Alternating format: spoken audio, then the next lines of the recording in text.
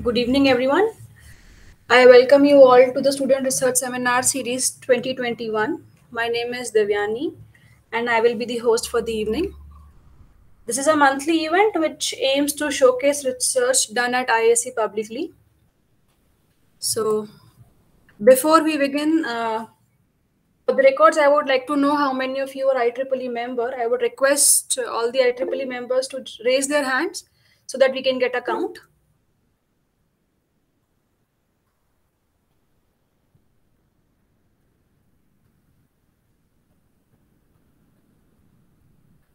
Uh, okay. Kindly unraise yourself. So, without further ado, let's begin the talk for the evening, which is on an overview of recent advances in automatic speaker verification by Shreyas Ramaji. Shreyas Ramaji is a PhD scholar at the Learning and Extraction of Acoustic Patterns Laboratory Department of Electrical Engineering, Indian Institute of Science, Bangalore. He obtained his Bachelor of Engineering degree from Department of Electronics and Communication Engineering, PES Institute of PES Institute of Technology, Bangalore South Campus. He is a student member of IEEE Signal Processing Society and ISCA. His research interests include speaker verification, language and accent identification, estimation theory, time frequency analysis, machine learning, and artificial intelligence. Welcome, Shreyas, and the floor is all yours. Thank you, Devyani, for that introduction. We'll just share my screen. Sure.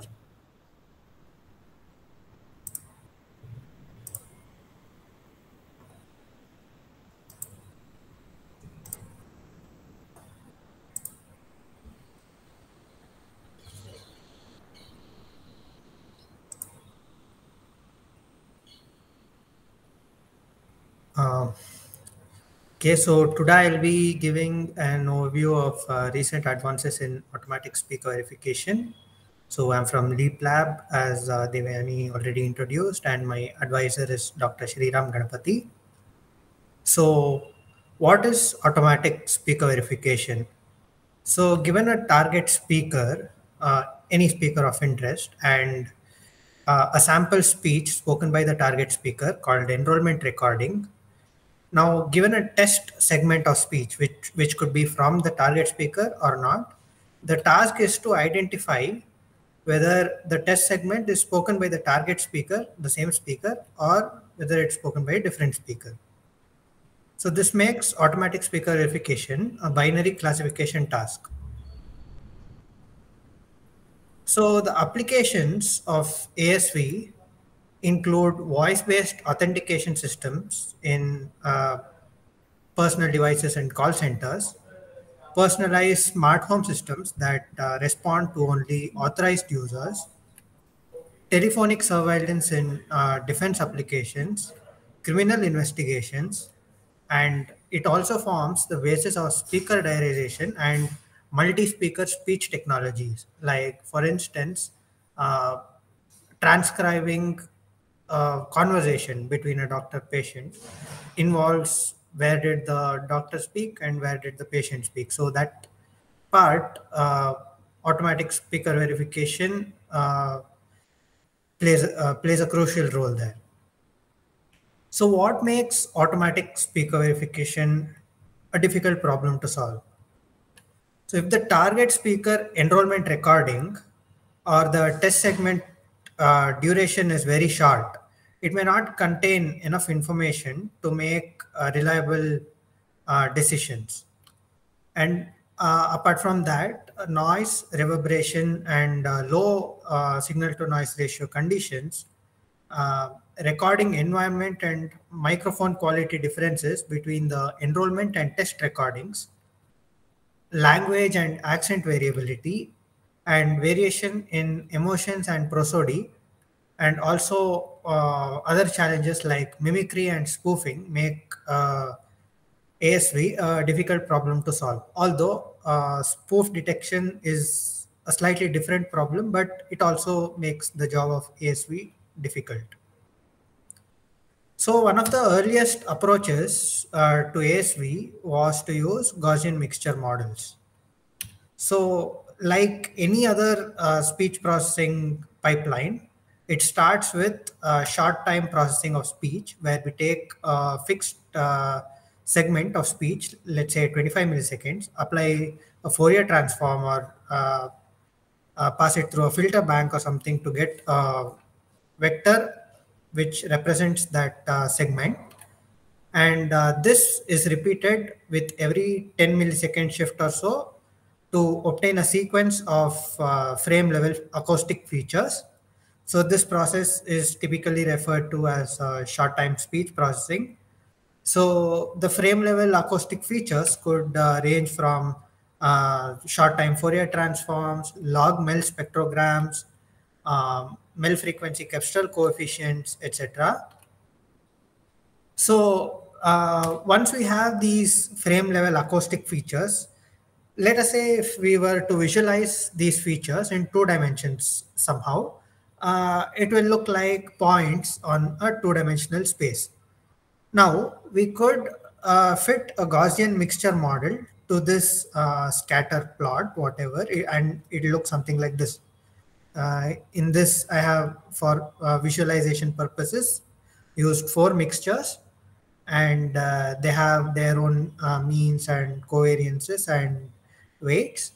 So here we are essentially assuming that these frame level features are IID and fitting a Gaussian mixture model to them. Of course, in reality, it's in multiple dimensions.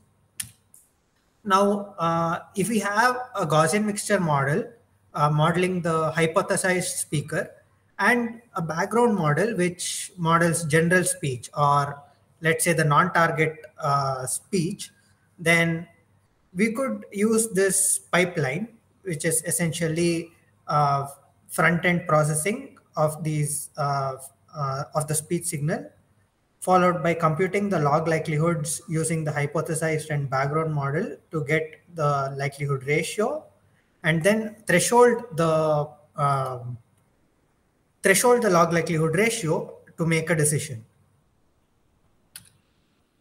So this was one of the earliest works before the 21st century, and so in 2000, a small variation was proposed by Douglas Reynolds, wherein a large data set of speech is used to estimate a GMM background model. So basically, it's called a GMM UBM, or a universal background model. It models general speech. You could have a diverse range of speakers from different backgrounds, different languages, gender, different ethnicities, etc. So it models general speech, not any particular language or a speaker. So that is a GMM UBM. And then an enrollment segment of a target speaker may be it may be a little deviant from the GMM UBM. You can see that if this is the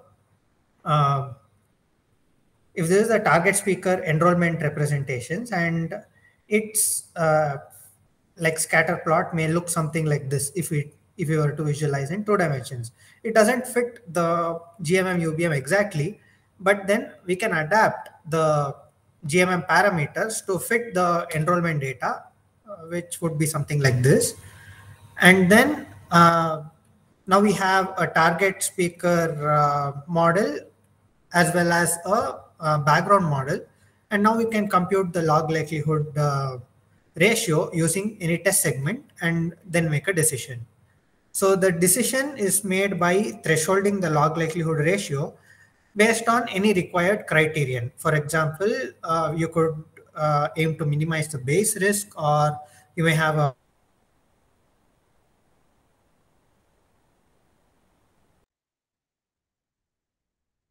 with an appropriate threshold to make a decision. Later, in 2006, joint factor analysis was introduced by Patrick Kenny, wherein the adapted, it's improvisation of the GMM adaptation of GMM model, wherein the GMM mean components are concatenated as a single vector called a super vector. So now the super vector of an utterance is modeled as follows. It is a factor model where M is a speaker independent component, and you have a speaker dependent component and a channel dependent component and a residual component. So essentially here, the speaker dependent component would vary only if the speaker changes, and the channel dependent component varies in different environments. So here, X, Y, and Z are standard normal latent vectors, and U, V, and D are the are matrices essentially. So here we are modeling the super vector as a Gaussian, since sum of multiple Gaussians is also a Gaussian. So the super vector is a Gaussian, but it is factored into multiple factors, and it is trained using a labeled data set. So if you have multiple speakers, if you have multiple recordings of the same speakers, you would ensure in the model that the latent variable Y is shared for all the recordings of a particular speaker and independent across different speakers. So V, U, and D are the parameters of this model, and it's estimated using expectation maximization algorithm. Now, the log likelihood ratio from this model is computed as follows. So if we have the target hypotheses, then the super vectors are not independent in the sense that the speaker dependent component Y is shared.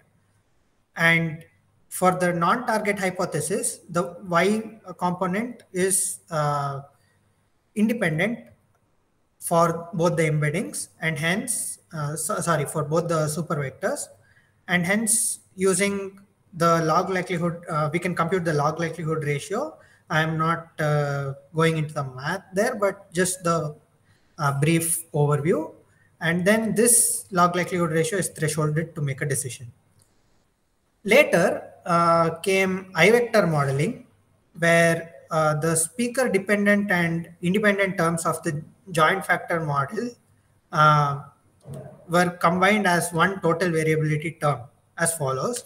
So here we have a super vector which is modeled as a sum of the mean super vector plus the total variability from the mean super vector. So here Y is a latent variable which is having a standard normal distribution of a much lower dimension than the super vector, and T is a tall matrix called the total variability matrix.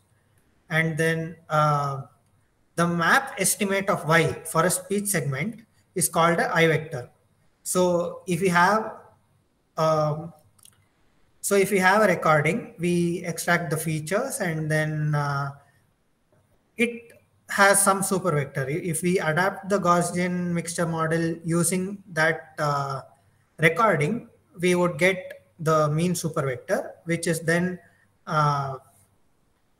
dimensionality reduced through this model to get an I-vector. So I-vector is essentially a summarized representation of the whole utterance. So here, this is how we compute the I-vector for each utterance, and here we have two terms, N and F. So T is the total variability matrix, sigma is the covariance matrix of, like, block covariance matrix of the GMM UVM, and then N and F are the statistics computed from the utterance. So N is basically the counts, how many frames are aligned to the mixture C is NC, and then N is the matrix of all the components, and similarly, F is the sum of the features, I mean, sum of the frames weighted by the probability of the mixture component given the feature. So if we concatenate that, we get the first order statistics, and we have the counts, and the super vector can be estimated like the first order statistics divided by the zeroth order statistics. That's how we compute mean, right? We sum the vectors and divide by the counts. So that is the super vector, and we don't really compute that, but we compute the I vector directly, which is of a lower dimension, and it summarizes the entire utterance. Later, very recently in 2018, David Snyder et al. Came up with something called X vector modeling, which is a deep neural network approach to extract embeddings. So essentially, all these I vectors and X vectors are ways to represent a variable duration speech signal as a fixed dimensional representation, so that we can model this fixed dimensional representation using a separate backend model to perform any other task. So here, X vector architecture consists of frame level layers called time delay neural networks, which is on the right side of the screen. So we have a sequence of features, and it's like a convolution. You can see basically the red lines are what features are taken into consideration to compute each hidden variable in the next layer. And then so basically this maps a sequence of features into another sequence of features, and so on. So we have many such frame level layers followed by statistics pooling. So at the 10th layer, we would aggregate all the representations of the TDNN using across time, compute the time average and standard deviations to obtain a fixed dimensional representation, which is then followed by segment level layers, like in our case, a fully connected layers with ReLU nonlinearity. And the output of this network is basically the number of speakers, and the objective used to train this network is the softmax cross entropy. So if you have 6,000 speakers, you will have 6,000 dimensional output layer and 6,000 dimensional, 6,000 label cross entropy loss. And once this network is trained with a classification objective, the embeddings can be extracted from any of the segment level layers and used for speaker verification, which is essentially trying to match the enrollment and test utterances. So let's look at the general pipeline of ASV ever since the introduction of I vectors. So we have the frame level signal processing, short time signal processing, to get a sequence of frame level acoustic features.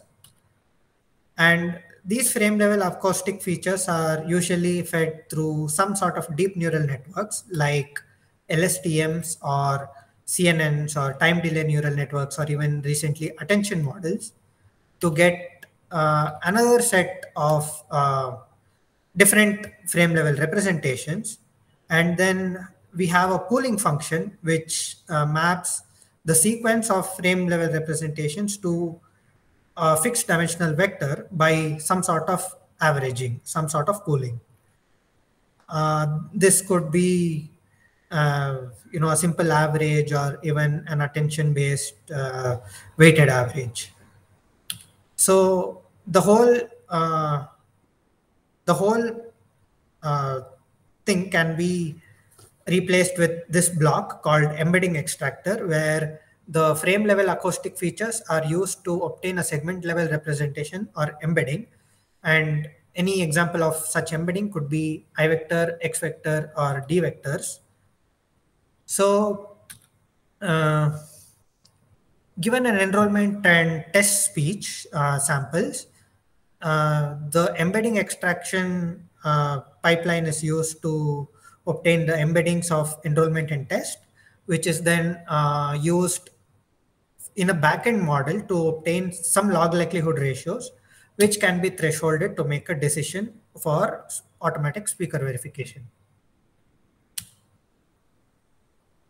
So the most commonly used backend model is called Gaussian PLDA, wherein an embedding is passed through some pre-processing steps like centering, dimensionality reduction through LDA, and unit length normalization to obtain another set of embedding, let's say eta R. Now, eta R is modeled using a simple two-factor model called PLDA, where the first term is the speaker factor and the second term is the channel factor, or any channel plus residual factor. Now,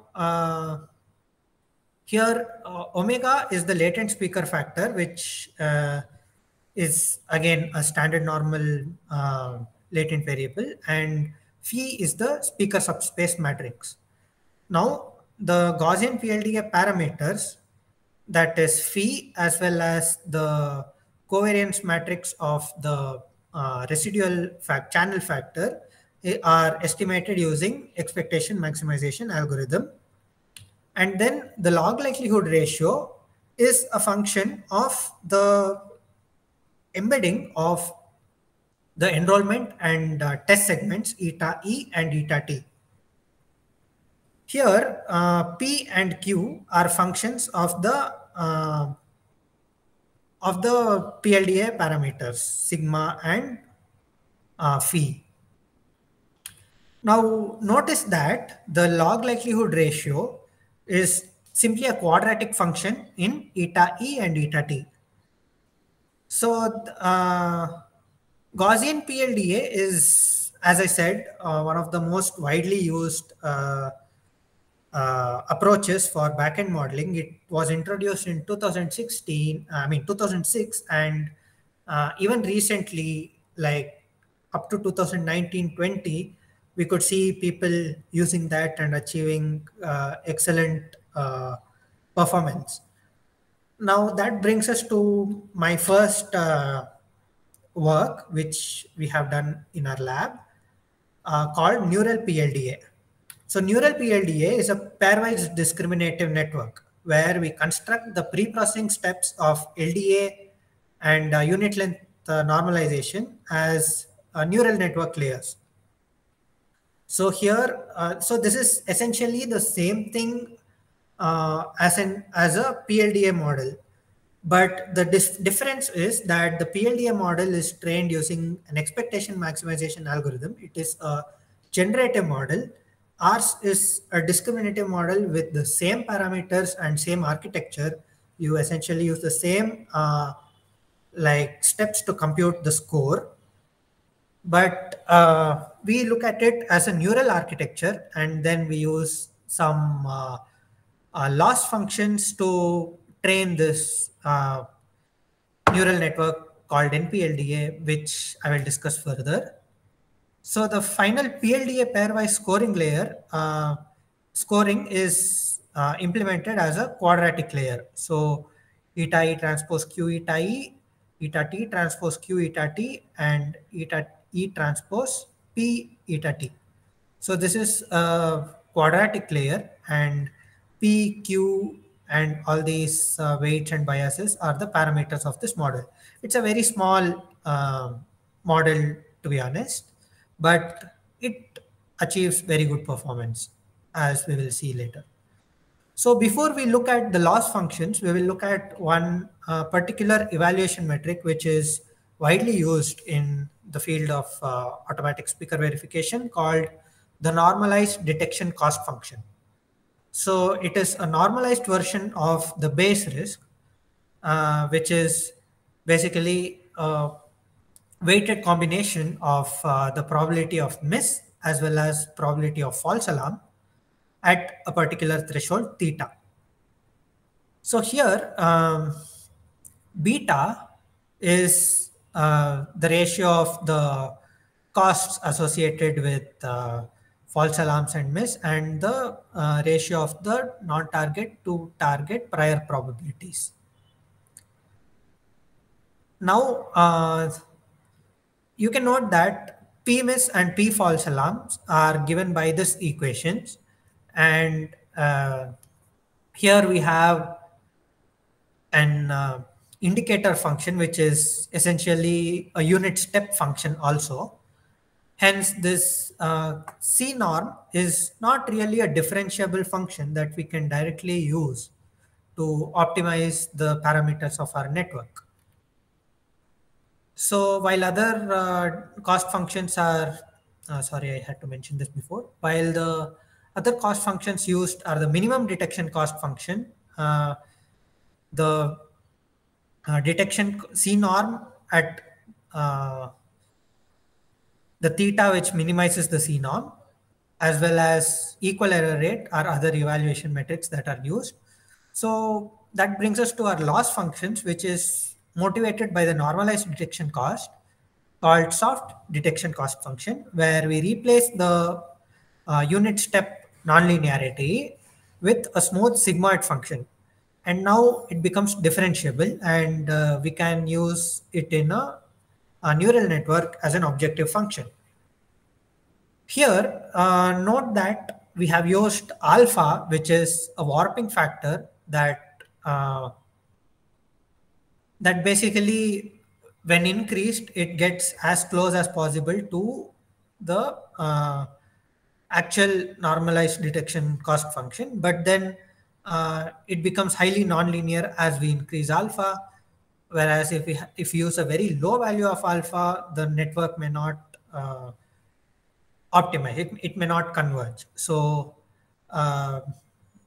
so we basically empirically set alpha by looking at validation set and seeing at which alpha will the loss will the soft detection cost be well approximated and also smooth enough for the network to converge. Now, the soft detection cost is, instead of the actual PMIS and P false alarm, we use this soft PMIS and P false alarm. Otherwise, it is pretty much the same as C norm. Now, this is what we use in our work. Apart from this, other loss functions that also can be used are binary cross entropy and its weighted versions, because of course it's a binary classification task and it's very natural to use these functions.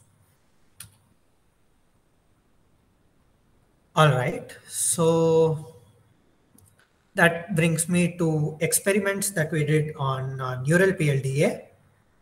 So we used the VoxLab dataset for training. It is a large publicly available dataset. It contains speech extracted from celebrity interview videos available on YouTube using various automated techniques and followed by manual verification. And it spans a wide range of different ethnicity, accents, professions, and ages. It contains around 1.2 million utterances from 7,323 speakers. And for our training, we used a 5-fold augmentation strategy that adds 4 corrupted copies of the original recordings to the training. So along with the clean samples, we also add noise, which is basically additive Gaussian noise, and then babble, music, and reverberation. So for reverberation, it's not an additive noise. We use simulated room impulse responses to corrupt the clean speech. It makes it more reverberant. So the test data sets that we used were speakers in the wild data set, which consisted of 300 speakers across clean interviews, red carpet interviews, stadium interviews, indoor and outdoor conditions. So the evaluation set consists of 700,000 trials, and the other data set that we used for testing is the Voices Challenge 2019 data set, which was a speaker verification challenge where uh, it's basically same as Libri speech data set, but then they were played using a speaker, and there were other noises that were played using other speakers and then recorded in different rooms. By varying the location of these audio sources for all the noises, they obtained several copies of the original clean data set, and now we have a noisy version of an existing Libri speech data set. And so this is a very challenging data set. It was not very easy to do well on it. So the development set contains 16,000 segments from 196 speakers and 4 million test trials. And then the test segment contains 11,000 segments from 100 speakers up to 3.6 million trials. So trials in the sense the like one example of enrollment and test for which we have to say whether it is a target or a non-target. So coming to the results on NPLDA, these are the results that we obtained. We have two baseline backend models. One is Gaussian PLDA and the other is Gaussian backend and DPLDA, which is quite similar to neural PLDA, but it's a much complicated setup that was introduced in 2012. And these are the results that we obtained for three different unseen data sets. So you can note that on the GPLDA, we obtained an ER of 2.8%, which reduced to almost 2% with the neural PLDA models. Now, on the voices dataset, which is a very challenging data set, the Gaussian PLDA gave an ER of 2.8%, but with the neural PLDA, we obtained 1.9% ER. So the relative improvements range from 9% to 23% in terms of ER and 11 to 31% in terms of minimum detection cost function. So the next part of my work was to extend the neural PLDA model to an end-to-end Siamese style architecture and jointly train the whole model to eliminate pre-training and all that. So this is the architecture of end-to-end model. However, there are some implementation challenges that we had to face while training this model. So firstly, the GPU memory considerations. So to train the neural PLDA, we used to train on trials. That is, each example is a pair of embeddings. Here, each example will be a pair of the frame level features, which is much more memory intensive than an embedding. So it very quickly exhausts the GPU memory that we have, and the only way to overcome that is to repeat in a batch many utterances, so that up to the embedding extraction stage we can use we can forward pass once and then use multiple copies to generate the trials and then uh, train the model. So another aspect is training utterance duration. So the longer duration segments were used to train neural PLDA, which was not a problem as we started from the embeddings, and the embeddings were of fixed dimension irrespective of how long the utterances were. Whereas here in the neural PLDA, we don't have the luxury to use 20 or 30-second utterances. Hence, we had to truncate all the data samples to um, less than 20-second duration. So the results on Siamese on these Siamese models were as follows. So later, when we reran the experiments, we obtained much better improvement over the neural PLDA models. And then you can see almost 1% absolute improvement we can see in EER, as well as the relative improvements of the Siamese models over the Gaussian PLDA is listed here, as well as the relative improvements over the neural PLDA models. We get up to 19% and a mean of 6 to 7% relative improvements over the neural PLDA backend can be obtained by using the Siamese end-to-end models. However, these Siamese end-to-end models require initialization with neural PLDA or Gaussian PLDA to start off with.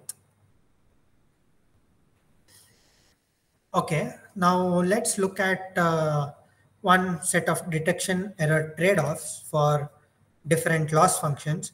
Here we have the Gaussian PLDA, which is blue in color. The orange is the discriminative PLDA. Green is NPLDA, and red is SIAM-E2E. Now, this is a plot of the probability of miss versus false alarm. And the closer this curve is towards the origin, the better is the performance. That means for a lower probability of miss, we would achieve a lower false alarm. So these are the detection error trade-offs, and we can see that consistent improvements is seen in terms of ER and MinDCF over many evaluation data sets, and also from the detection error trade-off, we can see over a wide range of threshold, the SIAM-E2E model is much better than the Gaussian PLDA and neural PLDA models. Now, once we train the end-to-end system, we can also look at the embeddings that it gives. So we look at some TSNE plots to show the embeddings extracted from the Siamese models and compare it with the original embedding extractor, which is the X-vector model. So while visually this one looks more cluttered, and you can see especially this blue speaker is all over the place. There is it can easily get confused with this red or pink speakers. In the SIAM-E2 embeddings, it forms a neat cluster, which makes these embeddings much more discriminative, much more speaker discriminative. And even in terms of the F ratio, which is the ratio between the between class and within class covariances, it improves. So that's about visualization. And finally, we'll look at the advantages and disadvantages of the neural PLDA and the corresponding end-to-end architectures. So while they are while they are capable of significantly improving the PLDA-based speaker verification model, they and also the improvements are consistent over several test sets over the PLDA models, indicating that it's a very robust approach. But then the soft DCF loss function helps us achieve the best improvements compared to other loss functions such as binary cross entropy and its weighted versions. It is highly sensitive to the warping factor alpha. If alpha is not initialized properly, then it either doesn't converge or it keeps oscillating, or it converges to a very suboptimal level. Hence, uh, choosing an appropriate value of alpha becomes very crucial in these models. As well as another issue is the soft DCF loss function is a highly nonlinear and bumpy loss function with respect to even the threshold, and uh, hence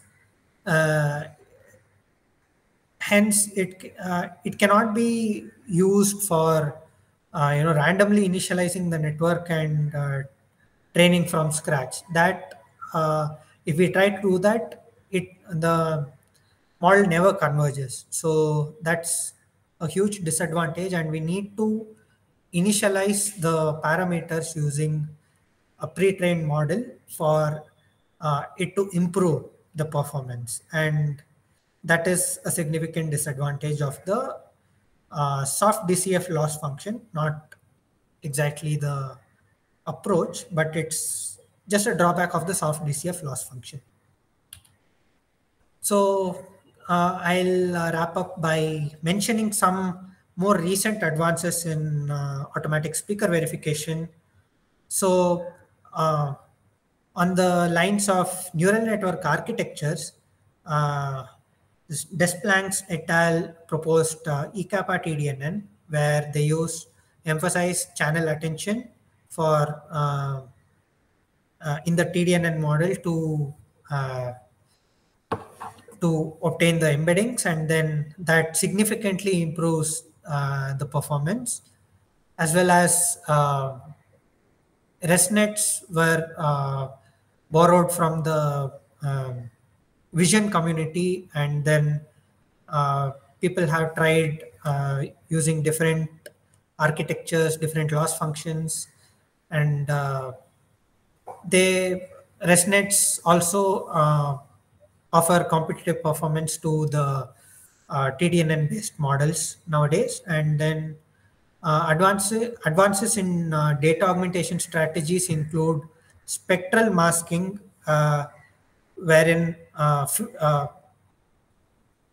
wherein the speech signals are passed through multiple band limiting filters, and then to obtain multiple copies, as well as timescale modification where they speed up or slow down the speech.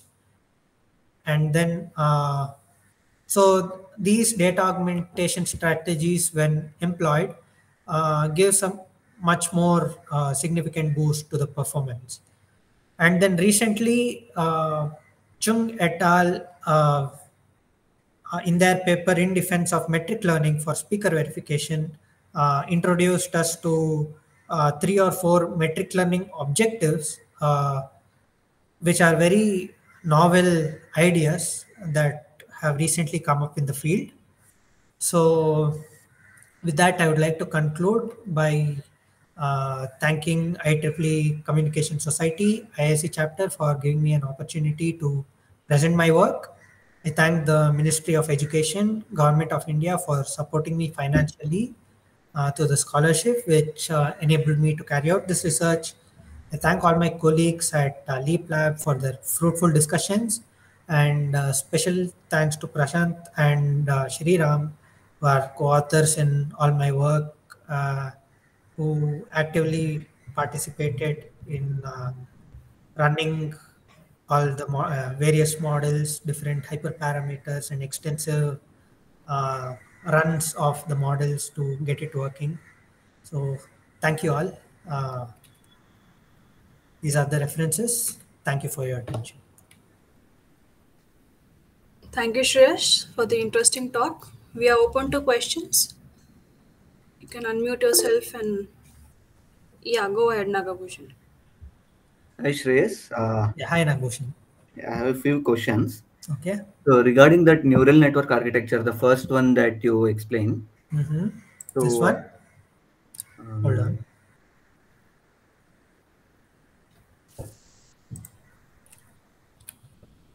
This one. no, this is yours, right? Neural Yes, PLDA. yes. Before this, I think the X factor one. All right. So, Here. can you go one slide before or the next one? Okay, no. Can you go to the next one? Yes, this one.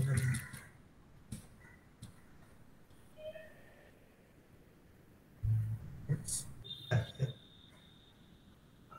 Can you go to the next one? This Okay. one. No, I think I forgot the slide. So my question is like, you had a model trained for speaker classification. Right. That is the previous one. Here. Oh, okay. This is And the then, network trained for speaker classification.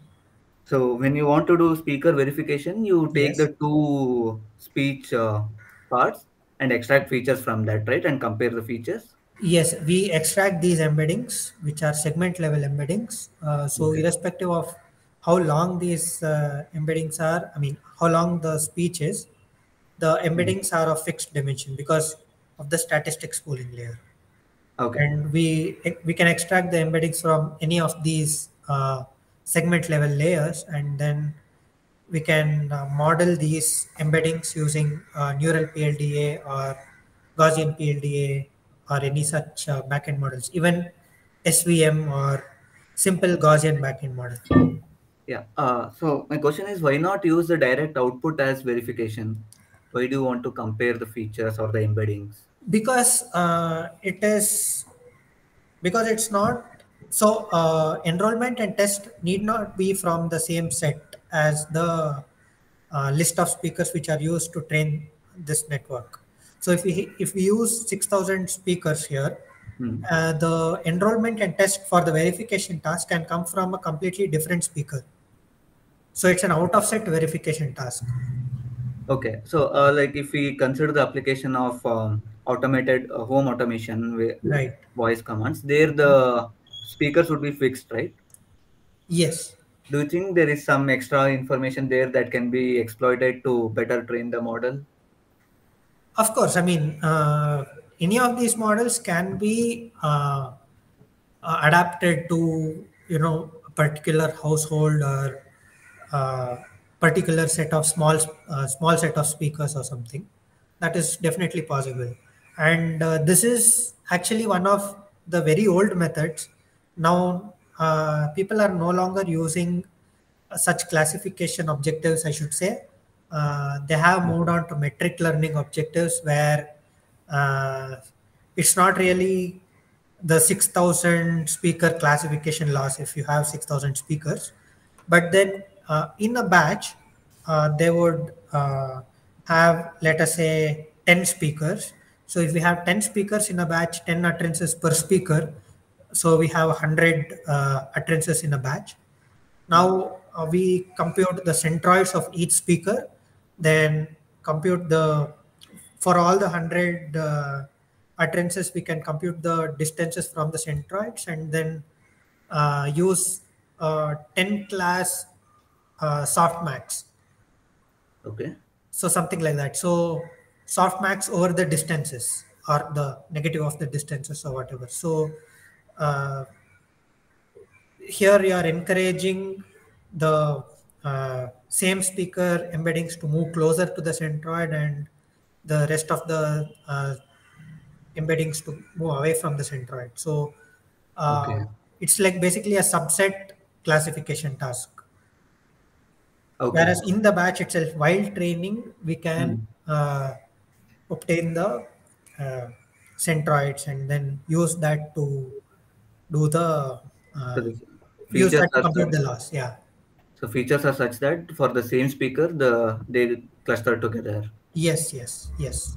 Okay, nice. So this is the loss functions. These are the kind of loss functions that are introduced in this paper that I mentioned in defense of metric learning for speaker verification. Let me, Yeah, towards the end, right?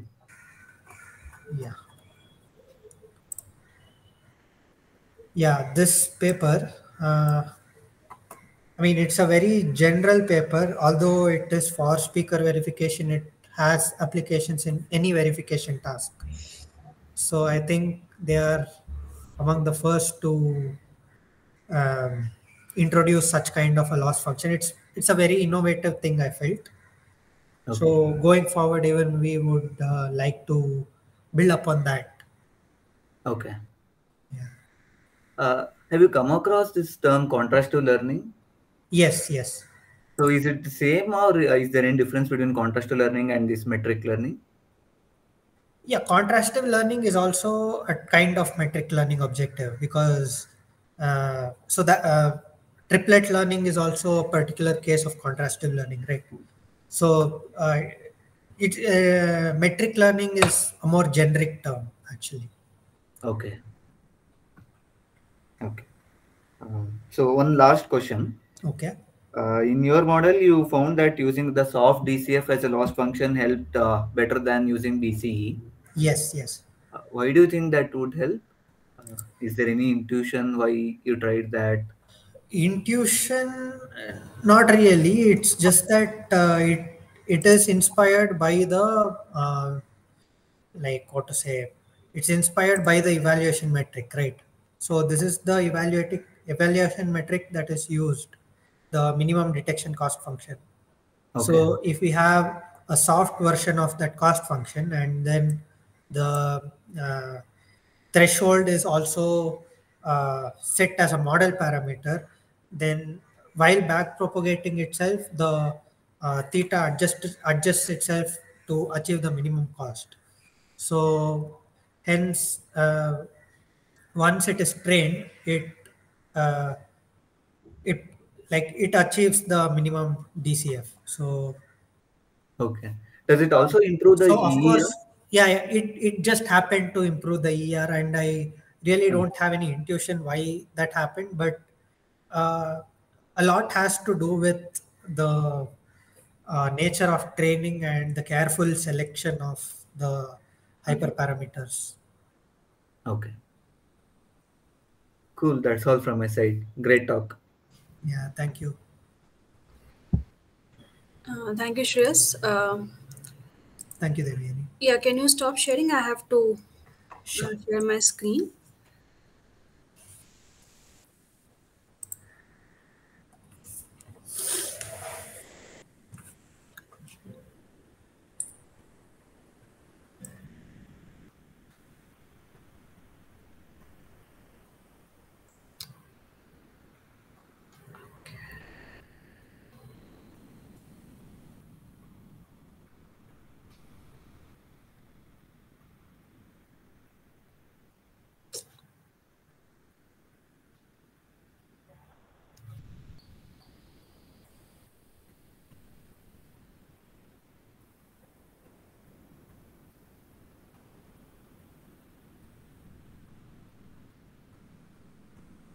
Is my screen visible? Can Yeah. Yes, it's visible. Okay, thank you. So uh, again, I would like to thank Shreyas for delivering this talk. Please accept this memento on behalf of IEEE, IAC, ComSoc, and SPS chapters. We wish you all the best in your future endeavors. Thank you, Devyani. Yeah. Thanks to IEEE ComSoc ISC chapter.